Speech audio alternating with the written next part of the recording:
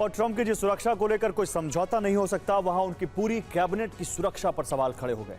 Washington DC के high profile dinner में सिर्फ 10 मिनट में ऐसा हंगामा हुआ जिसने अमेरिकी राष्ट्रपति के पूरे सिक्योरिटी सिस्टम पर सवाल खड़े कर दिए। सवाल सिर्फ हमले का नहीं है, सवाल यह है कि हमलावर वहां तक पहुंचा कैसे। क्या यह सीधी सुरक्षा चूक है या कोई बहुत बड़ा षड्यंत्र जिसकी परतें खुलना अभी बाकी है। हमले की टाइमिंग इस पूरी घटना को और पेचीदा बना रही है। और देखिए कैसे वॉशिंगटन का हिल्टन होटल में सुरक्षा के 3 घेरों को चकमा देकर हमलावर रेड लाइन तक पहुंच गया। सबसे पहली लेयर आउटर रिंग, यहां भारी पुलिस मौजूद थी, लेकिन सबसे बड़ा सवाल यही कि होटल में एंट्री के वक्त कोई जांच क्यों नहीं।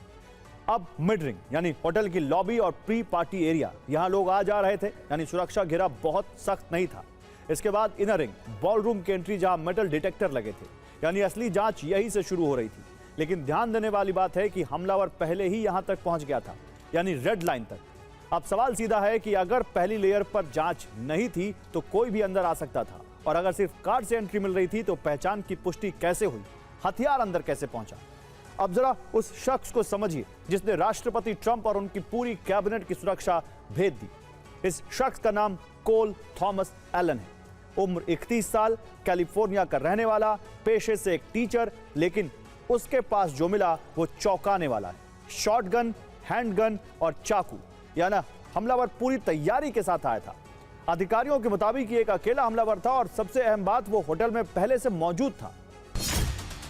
लेकिन सवाल यह है, हमलावर कोल थॉमस एलन अपने साथ शॉटगन, हैंडगन और कई चाकू लेकर आसानी से राष्ट्रपति के इतने करीब तक कैसे पहुंच गया। सवाल इसलिए भी उठ रहे हैं क्योंकि 31 साल का यह हमलावर अमेरिका में राजनीतिक रूप से सक्रिय रहा है। उसने पिछले चुनावों में कमला हैरिस को चंदा दिया था। और इस हमले के तार व्हाइट हाउस के चारों तरफ भी जुड़ रहे हैं, जो इस पूरे घटनाक्रम को अलग अलग एंगल दे रहे हैं। सबसे पहले व्हाइट हाउस की प्रवक्ता कैरोलिन लेविट का बयान, हमले से ठीक पहले चेतावनी जैसे शब्द, रात में गोलियां चलने की बात और फिर उनके पति की पत्रकारों को सतर्क रहने की सलाह। अब दूसरी तरफ देखिए, यहां सवाल उठता है कि इस हमले से फायदा किसे मिला। क्या अमेरिका में ट्रंप की लोकप्रियता बढ़ी या ट्रंप समर्थक एकजुट हो गए? क्या मेक अमेरिका ग्रेट अगेन की मुहिम को ताकत मिली? और इसके साथ जुड़ता है एक विवाद जो पहले से कोर्ट में है और अब इस घटना के बाद फिर चर्चा में आ गया है।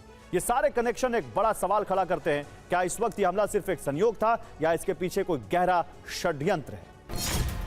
हमले से ठीक पहले व्हाइट हाउस की प्रवक्ता कैरोलिन लेविट ने कहा था कि आज रात कुछ शॉट्स चलेंगे। इतना ही नहीं, उनके पति ने भी एक रिपोर्टर को होटल में सतर्क रहने की चेतावनी दी थी। तो क्या यह वाकई एक संयोग था?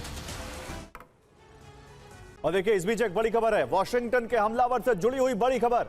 कई सालों से बंदूकें जुटा रहा था हमलावर, गुप्त रूप से हथियारों का भंडार किया था।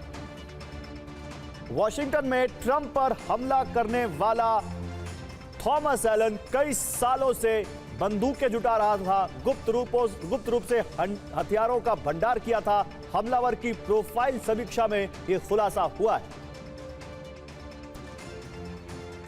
और उधर स्ट्रेट ऑफ हॉर्मुज को लेकर हलचल बढ़ गई है। स्टारमर ट्रंप के बीच हॉर्मुज पर बातचीत हुई है। की है स्टारमर, ब्रिटेन के प्रधानमंत्री, उनसे बात की है ट्रंप ने। रास्ता खुलवाने पर अमेरिका और यूके में चर्चा हुई है। आम लोगों पर पड़े प्रभाव पर भी बात हुई ट्रंप और स्टारमर के बीच।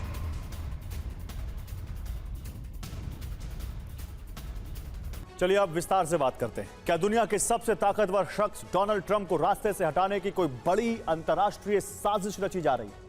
वॉशिंगटन के हिल्टन होटल में जो हुआ उसने न केवल अमेरिका के सुरक्षा तंत्र की धज्जियां उड़ा दी, बल्कि पूरी दुनिया को तीसरे विश्व युद्ध की दहलीज पर खड़ा कर दिया है। बटलर और फ्लोरिडा के बाद यह ट्रंप पर तीसरा और सबसे घातक हमला है। सवाल गहरा है कि इस खेल का मास्टरमाइंड कौन है? क्या यह ईरान का बदला है या फिर अमेरिका के भीतर बैठा वो डीप स्टेट जिसके लिए ट्रंप एक ऐसी फांस बन चुके हैं जिसे निकालना मुमकिन नहीं। आज की स्पेशल रिपोर्ट में देखिए, ट्रंप पर हमला किसी सिरफिरे का अटैक है या बड़ा षड्यंत्र जिसके पीछे ईरान भी हो सकता है। अब सवाल उठ रहा है, इस हमले के पीछे कौन है? हमला किसने कराया?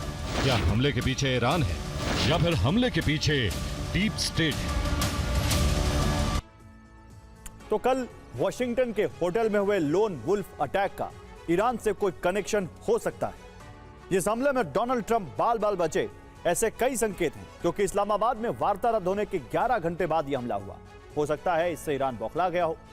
ईरान अभी भी अमेरिका का सीधा मुकाबला नहीं कर सकता, इसलिए कयास लगाए जा रहे हैं कि वो ट्रंप से बदला दूसरे रास्ते से लेना चाहता है, क्योंकि ट्रंप के पहले कार्यकाल में IRGC चीफ सुलेमानी की हत्या हुई थी।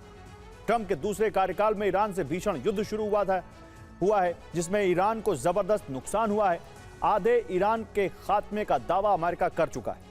ईरान इसलिए भी बौखला रहा है क्योंकि अमेरिका ने ईरान के सुप्रीम लीडर खामेनी की हत्या की है। युद्ध के दौरान एयर स्ट्राइक में खामेनी को मार गिराया था। इसके अलावा अमेरिका ईरान का यूरेनियम छीनने का प्लान बना रहा है, जिससे ईरान का परमाणु प्रोग्राम रोक सके। इसलिए भी ईरान ट्रंप पर हमला करवा सकता है। ऐसे भी कयास लगाए जा रहे हैं कि हमले के पीछे ईरान गठबंधन के देश शामिल हो सकते हैं। ईरान का मंसूबा है कि अगर ट्रंप रास्ते से हट जाए तो वो परमाणु हथियार बना पाएगा, जबकि रूस का प्लान है कि अगर ट्रंप यूरोप में दखल नहीं देंगे तो यूरोप पर रूस का वर्चस्व स्थापित हो जाएगा। चीन की सुपर पावर बनने की चाहत है, जबकि ट्रंप इस पर अंकुश लगाते रहे। नॉर्थ कोरिया के सुप्रीम लीडर किम जोंग भी कोरियाई प्रायद्वीप में दबदबा बनाना चाहते हैं, जबकि ट्रंप साउथ कोरिया का साथ दे रहे हैं। माना जाता है कि अमेरिका में डीप स्टेट की जड़ें बहुत गहरी। FBI, CIA, NSA जैसी इंटेलिजेंस एजेंसियां, ब्यूरोक्रेट्स, मीडिया और बड़े कॉर्पोरेट हाउस मिलकर एक सीक्रेट सरकार चलाते हैं। ये षड्यंत्रों के जरिए चुने हुए राष्ट्रपति की नीतियों को अपने हिसाब से मोड़ने की कोशिश करते हैं। और अमेरिका में चुने हुए नेताओं से अलग एक छिपा हुआ नेटवर्क चलता है, जिसे डीप स्टेट कहा जाता है। इसमें bureaucrats, intelligence agencies, military leaders और बड़े बिजनेसमैन जुड़े होते हैं। ईरान युद्ध जारी रखने के पीछे इन सभी के अपने अपने हित हैं। ईरान के साथ यूक्रेन युद्ध को भी अमेरिकी हथियार कंपनियां जारी रखना चाहती हैं, ताकि लगातार हथियार बेचकर मोटा मुनाफा कमाती रहें। वहीं अमेरिकी इंटेलिजेंस से जुड़े कई ताकतवर लोगों का युद्ध जारी रखने के पीछे अपना फायदा है। वो युद्ध के नाम पर देश में पावर और कंट्रोल अपने पास बनाए रखना चाहते हैं। कई विपक्षी नेता भी अमेरिकी डीप स्टेट से जुड़े हैं। अगर ट्रंप युद्ध विराम में विफल होते हैं तो उनका और रिपब्लिकन पार्टी का ग्राफ तेजी से गिरेगा, जिससे विपक्षी नेताओं को फायदा होगा। माना जाता है कि डीप स्टेट से जुड़े पेंटागन के कई टॉप जनरल भी फिलहाल युद्ध जारी रखना चाहते हैं, ताकि ट्रंप का ध्यान make America great again mission से भटकाया जा सके। इससे उनके खिलाफ विरोध भड़काया जा सके। अगर इसमें ईरान का नाम सामने आया तो युद्ध और भीषण हो सकता है। ईरान पर अरब देश भी हमला कर सकते हैं। अमेरिका परमाणु हमला भी कर सकता है। यूरेनियम पर कब्जे का ऑपरेशन आरंभ कर सकता है। हॉर्मुज पर अमेरिका पूर्ण नियंत्रण कर सकता है।